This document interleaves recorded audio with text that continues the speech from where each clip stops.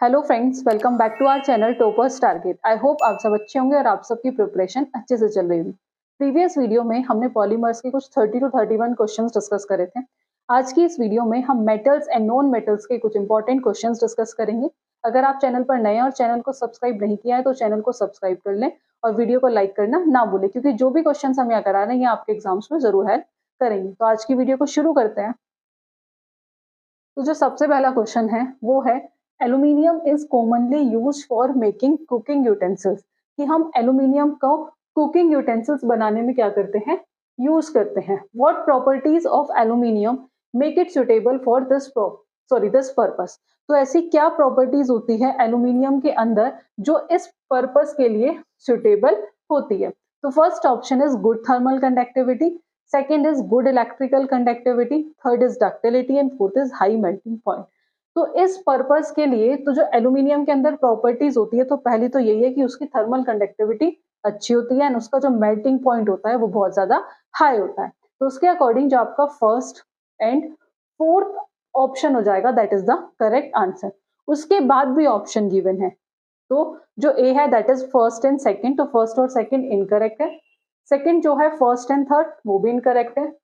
Second and third it is also incorrect. बचा क्या, D option that is first and fourth.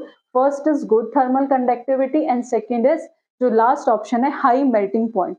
Generally exams में ऐसे questions आते हैं और स्टूडेंट्स जो हैं कंफ्यूज हो जाते हैं, क्योंकि ये जो क्वेश्चंस होते हैं जनरली आपका टाइम कंज्यूम करते हैं। तो आपको उसी के अकॉर्डिंग अपना टाइम मैनेज करना और एक बार थोड़ा सा टाइम लगा के अपना आंसर चेक जरूर कर लेना है, क्योंकि हम जनरली ऐसे क्वेश्चंस में गलती करते हैं। तो इसके अकॉर्डिंग जो आपका डी ऑप्शन है that is the correct answer. Next question देखते हैं।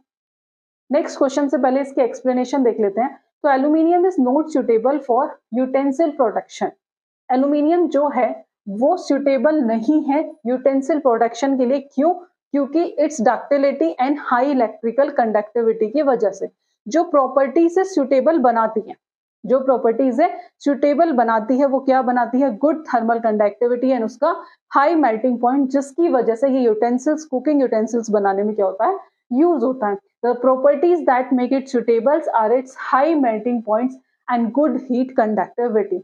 सो कॉपर स्टील क्या है, alloy of iron and aluminiums are the most common metals जो हम यूटेंसिल्स बनाने में यूज करते हैं, क्योंकि because of their good heat conductivity. तो उसके लिए आपको 2 पॉइंट याद रखने पड़ेंगे। पहला, गुड थर्मल कंडक्टिविटी होने की वजह से, और दूसरा high melting point. High melting point, वरना एल्यूमिनियम कुकिंग यूटेंसिल्स बनाने के लिए सुटेबल नहीं है, क्योंकि उसकी जो डक्टिलिटी और हाई इलेक्ट्रिकल कंडक्टिविटी के वजह से। लेकिन क्या सुटेबल बनाता है, हाई थर्मल कंडक्टिविटी और हाई मेल्टिंग पॉइंट की वजह से ये क्या करता है, कुकिंग यूटेंसिल्स बनाने में क्या होता है, यूज होता है। और कौन कौन से मेटल है, कॉपर, स्टील एंड एल्यूमिनियम, ये मोस्ट कॉमन मेटल्स हैं जिन्हें हम कुकिंग यूटेंसिल्स बनाने के लिए क्या करते हैं, यूज करते हैं। Next question, question number second is, which property of metal is used in making bells and strings of musical instruments like sitar and violin। कि मेटल की ऐसी कौन सी प्रॉपर्टीज है जिसे हम बेल्स बनाने के लिए या फिर स्ट्रिंग्स ऑफ म्यूजिकल इंस्ट्रूमेंट्स बनाने के लिए क्या करते हैं, यूज करते हैं। First is malleability, second is sonorousness, third is ductility and fourth is conductivity. तो उसके अकॉर्डिंग जो साउंड कौन प्रोड्यूस करता है, दैट इज सोनोरसनेस। तो उसके अकॉर्डिंग जो सेकेंड ऑप्शन हो जाएगा that is the correct answer। Next question, question number third is due to their semiconductor properties। कि semiconductor properties की वजह से ऐसा which non metal, ऐसा कौन सा नॉन मेटल्स है जिसे हम कंप्यूटर्स और टीवी में क्या करते हैं, यूज करते हैं। तो जो फर्स्ट ऑप्शन है that is carbon, second option is bromine, third is silicon and fourth is fluorine. तो सिलिकॉन एक ऐसा नॉन मेटल्स है जिसे हम कंप्यूटर्स और टीवी में क्या करते हैं, यूज करते हैं। तो उसके अकॉर्डिंग जो आपका थर्ड ऑप्शन हो जाएगा that is the correct answer.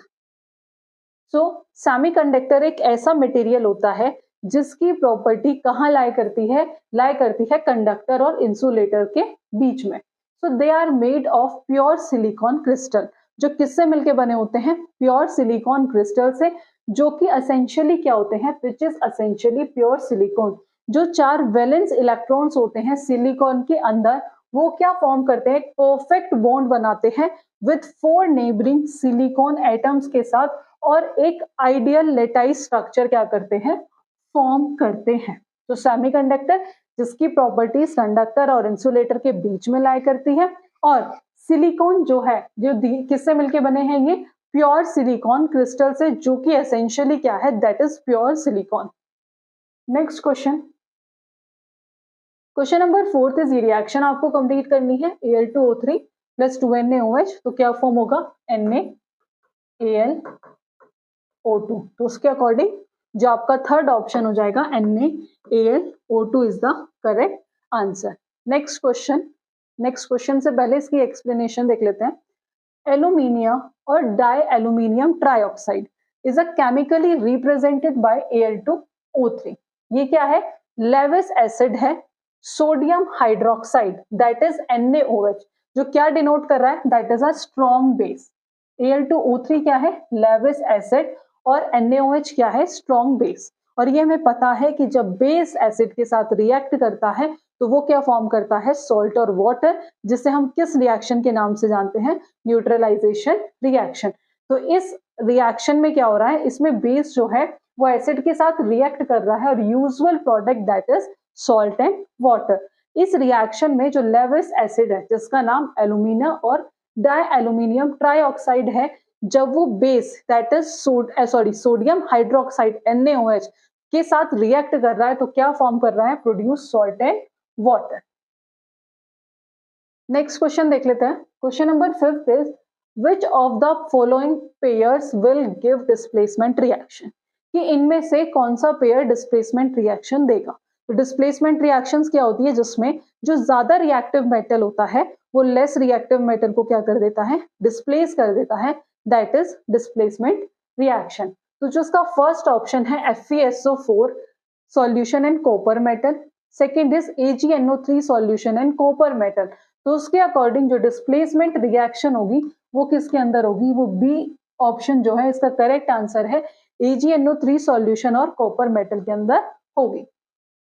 क्योंकि जो डिस्प्लेसमेंट रिएक्शन बता दिया कि कॉपर मेटल किसके साथ मिक्स्ड हो जाएगा, सिल्वर नाइट्रेट सॉल्यूशन के साथ, और जिसकी केमिकल रिएक्शन ये है Cu प्लस AgNO3 बैलेंस करी equation CuNO3 all twice plus 2Ag। तो ये किसका एग्जांपल हुआ, डिस्प्लेसमेंट रिएक्शन का। After that next question number 6 is, non metals form covalent chloride.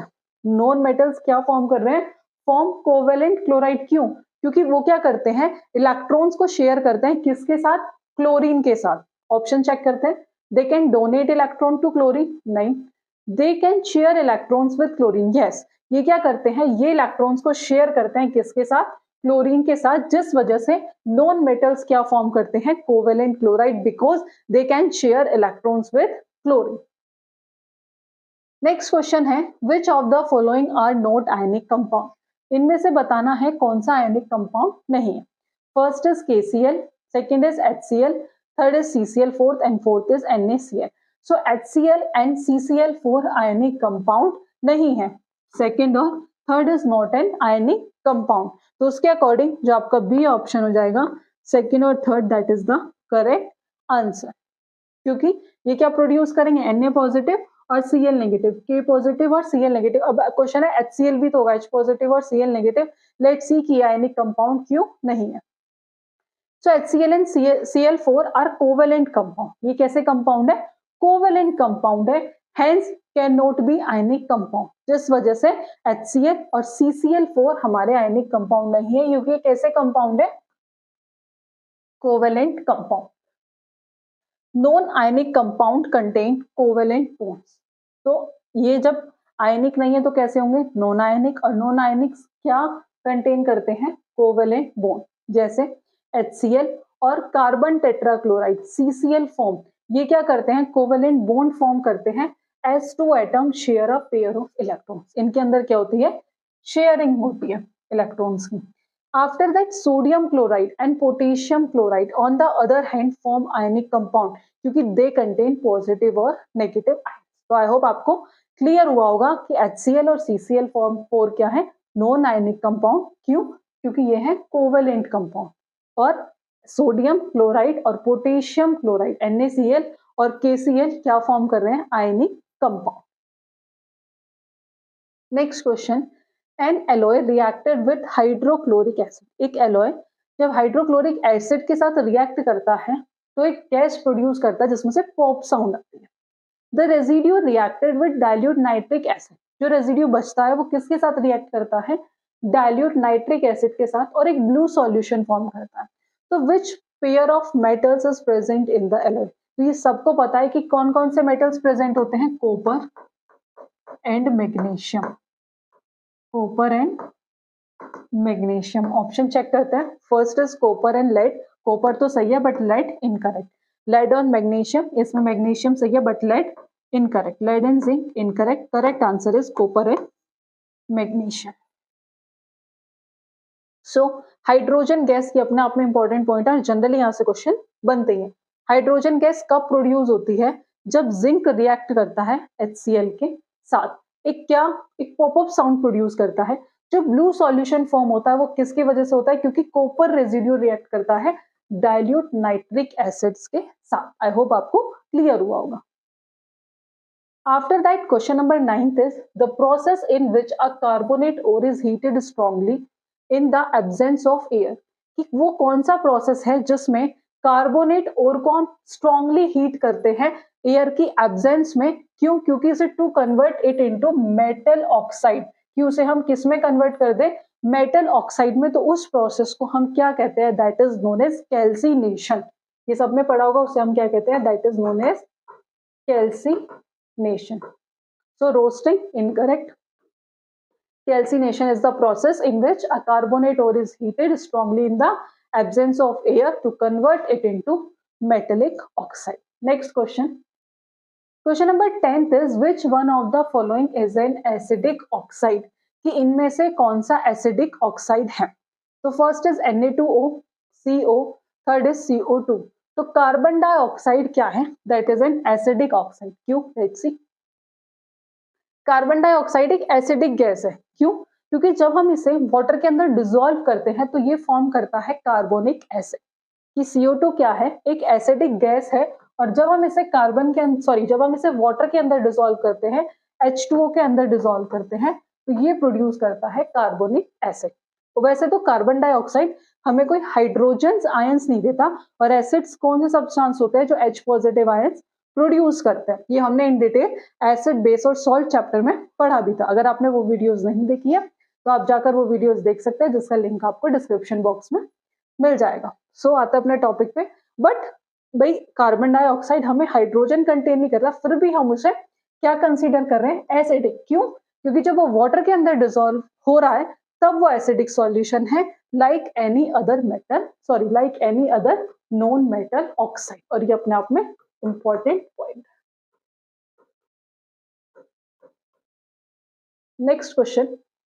Question number 11 is metals are refined using various methods।